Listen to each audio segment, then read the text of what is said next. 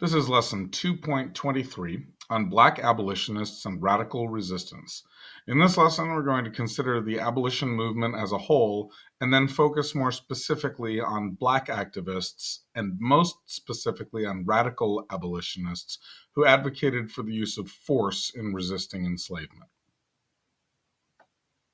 When we hear about the anti-slavery and abolition movements, we often get this distorted image that it was about kind-hearted white people trying to save Black folks who couldn't do anything for themselves.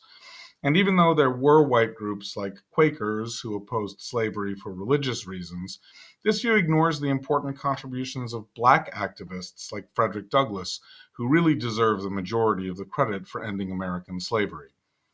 Frederick Douglass may be the most famous Black abolitionist, but there were many others.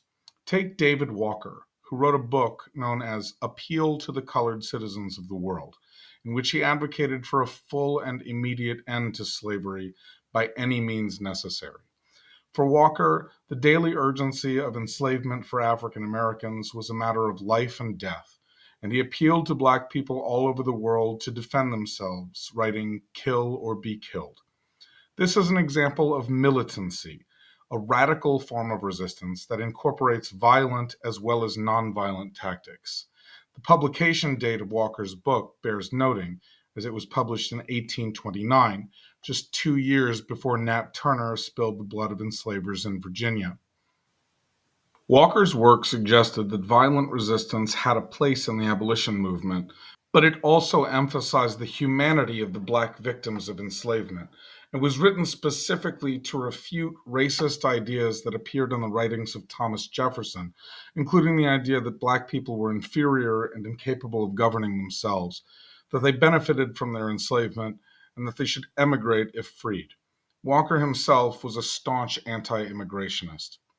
Another militant Black abolitionist was Henry Highland Garnett, who wrote that Black Americans should rise up and strike for their lives and liberties.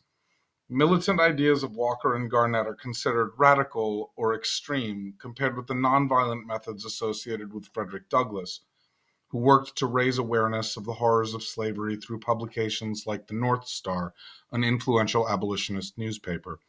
Douglass was also a prolific public speaker who gave thousands of speeches chastising the United States for the blatant hypocrisy of celebrating freedom while enslaving millions. But even Frederick Douglass eventually came around to the idea that violence would be necessary to end slavery in the U.S. And he met repeatedly with Abraham Lincoln to advocate for the recruitment of Black combat soldiers to help the Union win the Civil War. Although Frederick Douglass did not encourage enslaved African Americans to start violent rebellions they could not finish, he did encourage them to sign up to fight for the Union Army, knowing that slavery would only end when the Confederate States had been defeated. Other Black abolitionists included women like Sojourner Truth, who, though she was not literate, was also a famous public speaker who could command an audience's attention with her quick wit and fiery speeches. She was known for debating those in her audience who expressed racist ideas, calling them out and dismantling them with great rhetorical skill. Another female abolitionist was Elizabeth Jennings, an educator who operated New York City's first Black kindergarten. In 1854, Jennings sued a streetcar company over its segregated car policy. The court decided in her favor, and she was awarded $250 in damages, roughly the equivalent of $8,000 today.